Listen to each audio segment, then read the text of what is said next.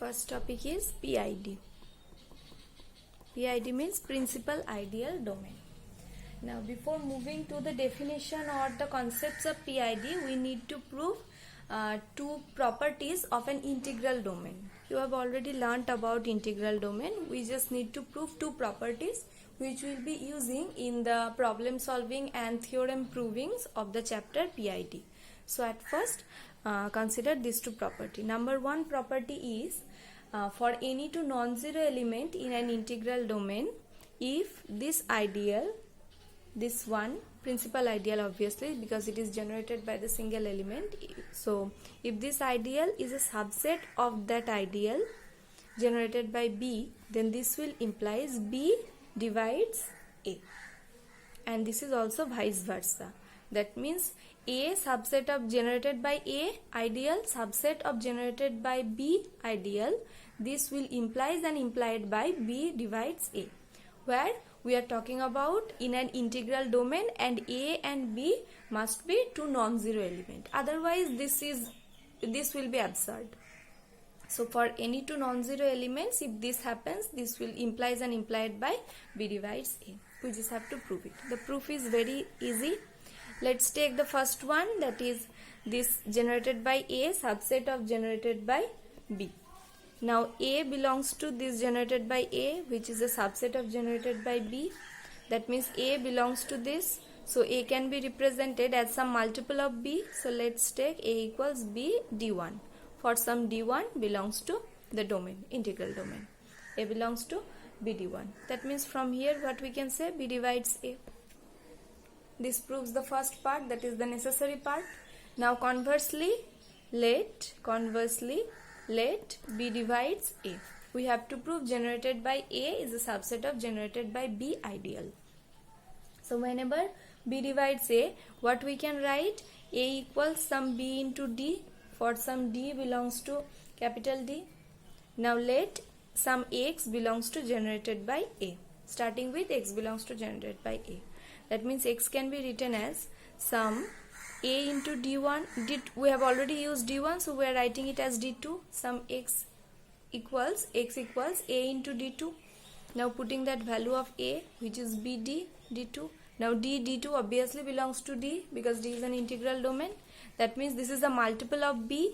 So we can write this belongs to B. So from here we have started with X belongs to A and we get that X belongs to B. So we can claim A is a subset of this B. That means the converse of the theorem is also proved. Okay. This is number one property. And number two property is, in an integral domain, a non-null ideal P, this is a prime ideal. The non-null ideal, for the non-null element P, this one is a prime ideal if and only if P is a prime number or prime element in an integral domain. That means in an integral domain, non-zero prime ideals always will be generated by a prime element and vice versa. That means if the element is prime, then it will generate a prime ideal and each prime ideal will be generated by some prime element, provided the ideal is a non-zero ideal. Because we know in an integral domain, suppose we consider Z, then 0, the singleton set 0, this is generated by 0, this is also a prime element, right? But this 0 is not a prime element. This 0 is a prime ideal, not element.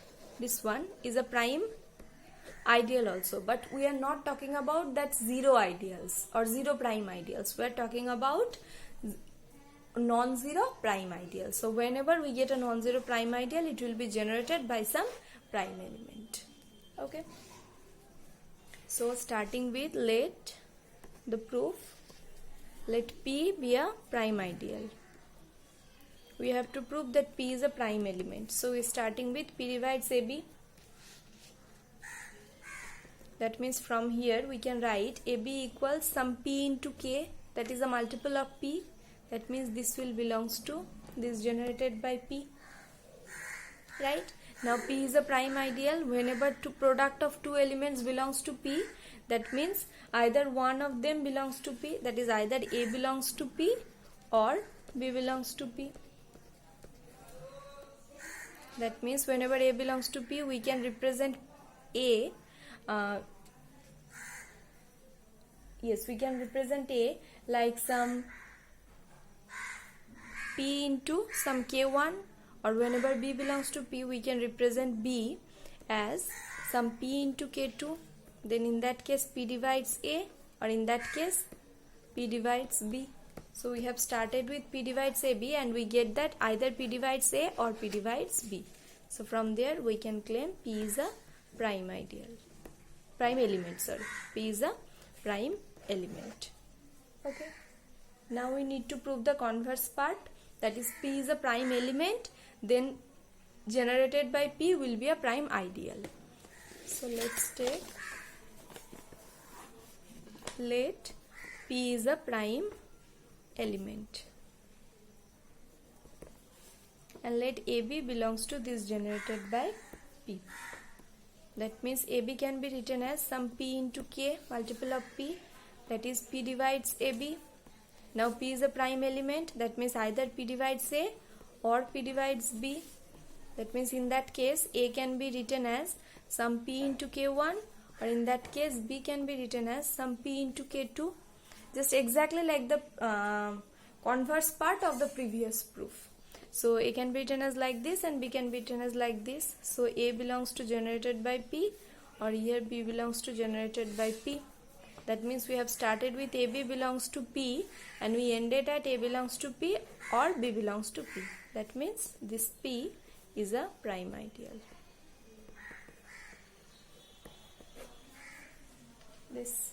These are two important properties of integral domain. We will be using this in some problem solving and theory proving of principal ideal domain. So moving to the definition of PID.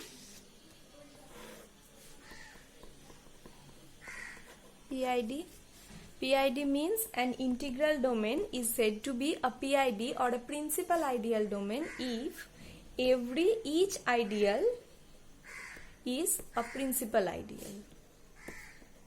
If each ideal is a principal ideal, that means each ideal can be generated by a single element, then this is said to be a principal ideal domain. You have already learnt about principal ideal ring. The definition was a ring where each of the ideals is a principal ideal. That means each of the ideal can be generated by a single element. So exactly the same definition here also applicable, just this is a domain. That means this is a principal ideal domain if it is an integral domain plus each of the ideal is a principal ideal. Then this is said to be a PID. So from here, starting with some example, we are starting with Z, very common example. Z is an integral domain, right? And what about the ideals of Z? The ideals of Z are given like mz, where m is an integer. Now mz can be written as generated by m, right? These are the all possible ideals of Z, and it can be represented as the as generated by a single element. That means all of the ideals are principal ideals. So Z is a PID.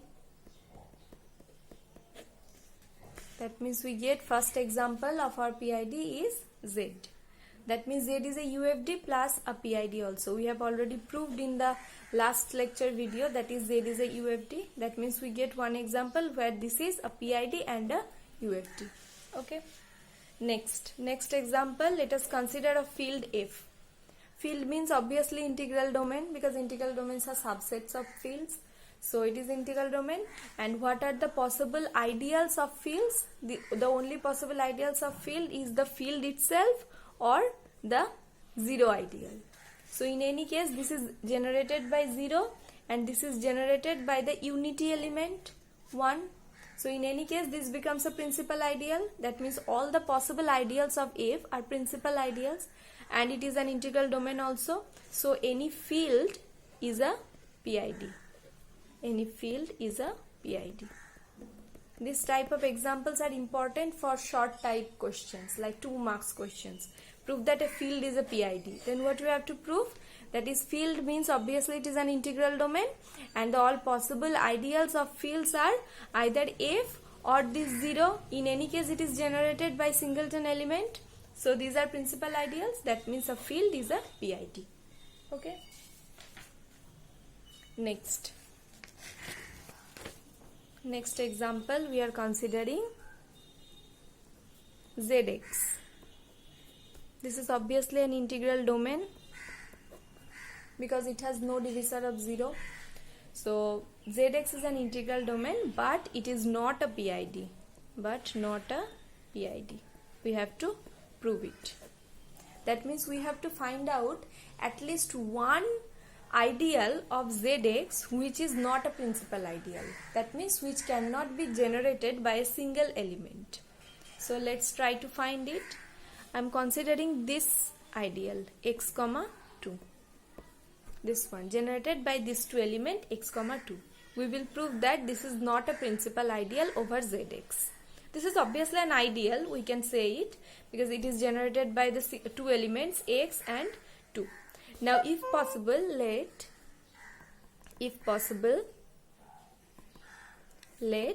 it is a principal ideal.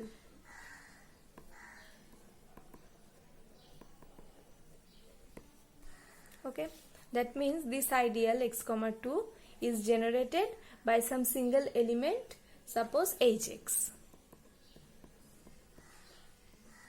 By some single element hx. If possible, we are taking this. That means what we can write from there, suppose we are saying this element as S. Okay, that is S is generated by the single element hx. For some hx belongs to zx. So it can be written as x equals some 2 into fx plus x into gx, right? That means these are generated by x comma 2. So 2 into some multiple plus x into some multiple. S can be represented like this, where fx and gx belongs to zx or particular domain. Now from there what we can write, 2 obviously belongs to x comma 2, which is equal to our s. Okay, that means, and this is also generated by hx, we have taken it. This is also generated by hx. So from here we can write 2 belongs to this generated by hx. That means we can write 2 equals some hx into h1x for some h1x belongs to zx. Similarly, for the element x, what we can write, this is also can be expressed as hx into some h2x by some similar argument. So we can get 2 equals this and hx equals this. Now divide both of this. What will we get? 2 by x equals h1 by h2. That means from there we can write 2h2x equals x h1x. That means this is showing that the coefficients of h1x are multiple of 2. That means they are all even number. From here we can say the coefficients are of h1x must be some even integer, obviously, because we are talking about z. So they must be some even integers. So from there what we can write, h1x will be equals to some 2 into, that means we can take common from each of the coefficient, we can take common 2. So it will be 2 into some another polynomial, that is 2 into some px. That means if we are taking the value of 2 equals hx h1x. We have already taken it. 2 equals hx h1x. Now we are putting the value of this one. So it will become hx to px. 2 will be cancelled out. That is 1 equals hx px. This will obviously belongs to generated by hx because a multiple of hx. That means from here we can get 1 belongs to hx, which is equals to our s. That means 1 belongs to s, right? So 1 can be, and what is s? S means generated by x comma 2. That is 1 can be represented as the sum of multiples of x and 2. So let 1 has this presentation. 1 equals 2 into some qx plus x into some rx. Okay. Now what is qx and rx? Qx and rx belongs to zx. That means polynomials over z. So we can take them like qx will be of the form some a0 plus a1x plus a2x square plus dot dot, we don't know its degree, plus x into b0 plus b1x plus dot b2x square plus dot dot. Okay, now compare the coefficients on both sides. If you compare the constant term, only the constant term possible in the left hand side. So from the left hand side, constant term is 1, and from the right hand side we will get the constant term as 2a0. So in the next line we are writing 1 equals 2a0, that means a0 equals half, which does not belongs to z. That means we get one coefficient which is not belongs to z. That means the required polynomial does not belongs to zx, right? So which is a contradiction, because we are talking about all the polynomials over zx. This is a contradiction. That means our assumption was wrong. The ideal x comma 2 cannot be represented like a principal ideal, that means generated by a single element. This cannot be possible. So we found over zx, we found one ideal x comma 2 which is not a principal ideal. Okay, that means zx is not a PID. So this example is very important here, that is zx is not a PID. Now if you can remember, in the last class we have proved that zx is a UFD. Okay, that means we get one example, that is zx. This is a UFD but not a PID, right? So from here we can claim one thing, that is every UFD is not a PID, right? So if the question comes like prove that every UFD may not be a PID, then you can prove this example. That is by proving just by taking the counter example. Let's zx, it is a UFD. You know how to prove that, because if z is a UFD, then zx will also be a UFD. By that reason it becomes a UFD, and this is not a PID because of the presence of that ideal x comma 2 generated by x comma 2, this one. Okay, so from this example is very important for any kind of counter example, proving another examples, proving any theory, very important. Okay, so from here we can claim one thing, that is every UFD is not a PID, and we can claim also another theorem that we have learned in the chapter of UFD, that is whenever D is a UFD, it will imply DX is also a UFD, right? But the same thing we cannot say about PID, that is whenever D is a PID, it may not imply that is DX is also a PID. For proving this one, you can take this example, this zx. Z is a PID, we have already proved it, but zx is not. Okay, so this example is very important. Now moving to the next example note. This is the theorem. Next theorem. It is saying in a principal ideal domain, every non-null ideal P is maximal ideal if and only if it is generated by a irreducible element. That means in an UFD, this one obviously non-null. This will be a maximal ideal if and only if P is an irreducible element. That means any maximal ideal will be generated by some irreducible element, and any irreducible element, whenever it will form an ideal, it should be a maximal ideal. This is true for UFD. Okay, this is quite similar with the theorem what we have proved earlier for an ID, that is integral domain. Like whenever a non-zero ideal, prime ideal, we get a non-zero prime ideal, it should be generated by a prime element and vice versa. And the same thing is true for UFD also, that is whenever we get one non-zero maximal ideal, it should be generated by an irreducible element. The proof is very easy. Let us start the proving it. Let P is a maximal ideal. Then we have to prove P is a irreducible element. Okay.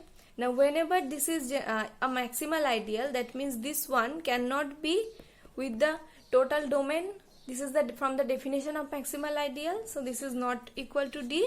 That means P is obviously a non-unit element. Okay, because D will also be generated by some unit element.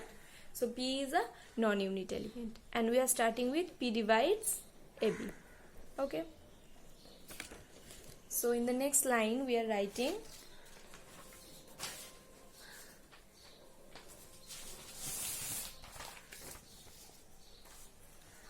P divides AB. Now P divides P always. That means P divides A from here. Sorry, A divides P. So from here what we can write? A divides P. This will imply this generated by P will be a subset of generated by A. We just proved this property for an integral domain, which is also applicable for a UFD also. That is, whenever A divides P, generated by P is a subset of generated by A. Now here two cases can arise. Number one, this one equals this one. That means this will be an improper subset, or this is not equal to this. Okay. If this case arises, that means P and A are associates. Right? P and A are associates, and we have proved that P divides AB. That means AB can be written as some P into K. Now P and A are associates, this and this one. That means this B must be some unit element from the definition of associates. That is, B must be some unit element. So for that case, B is a unit. And if you consider this case also, then what will we get? If P not equal to A, and we have chosen P is a maximal ideal, right? P is a maximal ideal. Then, and P is, that means we get this relation, right? Where P is a maximal ideal. Then from the definition of maximal ideal, what we can write? Either these are same or these are same. And we have already considered these are not same. That means this equal to this. So from there, this one equals this, right? So in that case, A is a unit. So if you consider any one of the case, that is either B is a unit or A is a unit. So we have started with P equals AB and proved that either A is a unit or B is a unit. That means P is an irreducible element. Okay, this proved the first part. Now moving to the next part, let us consider P is an irreducible element. We have to prove that generated by P will be a maximal ideal. So for that reason, we are choosing that let U be any ideal such that P subset of U subset of D. We want to prove this is our maximal ideal. That means we need to prove either these two are same or these two are same. So let's try to prove it. Now D is a PID, right? That means each ideal can be generated by a single element. That is, each ideal must be a principal ideal. So U also can be generated by a single element. So let us take U equals some generated by Q. That is, from here what we can write, P belongs to this P subset of U, that is our Q. So P belongs to this Q. So P can be represented like some Q into R, multiple of Q, for some R belongs to D. Again, P is an irreducible element. That means either Q or R, at least one of them must be a unit or associate of P. That means from here we can write either Q is a unit or an associate of P.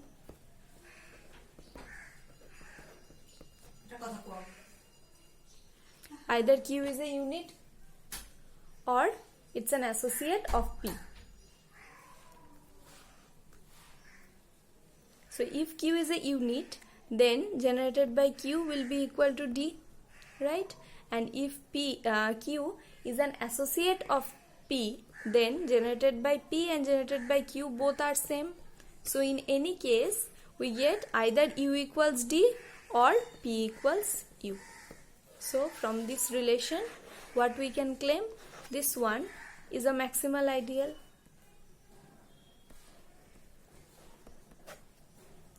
This proves the property.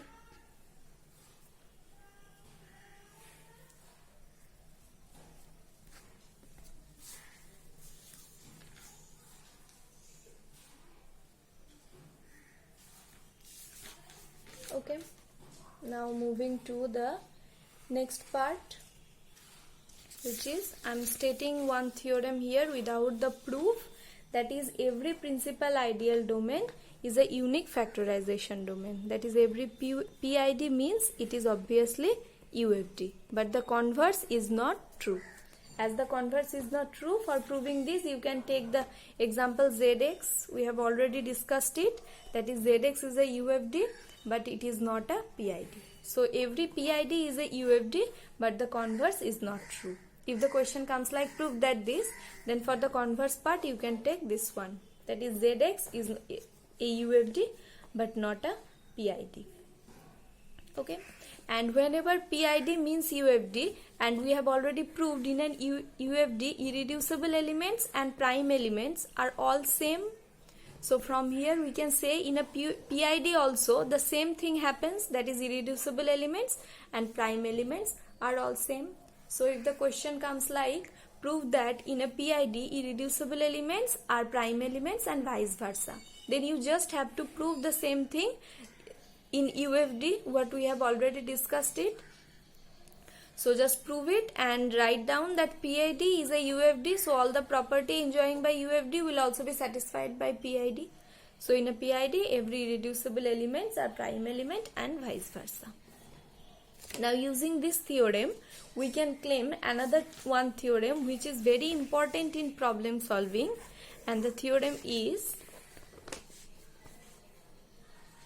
suppose we are considering a PID and P is a non-zero non-unit element. Non-zero non-unit element. Okay. Then the four conditions will be equivalent. Number one, P is a prime element. Number two, P is an irreducible element. Number 3, generated by P is a maximal ideal. And number 4, generated by P is a prime ideal. Okay, so at first try to prove it. The proof is very easy, just the combination of few proofs. Number 1, P is a prime element. Okay, and we have proved that in an integral domain every prime element is an irreducible element. So 1 is necessarily implies 2. Because P is an irreducible element, we are talking about PID.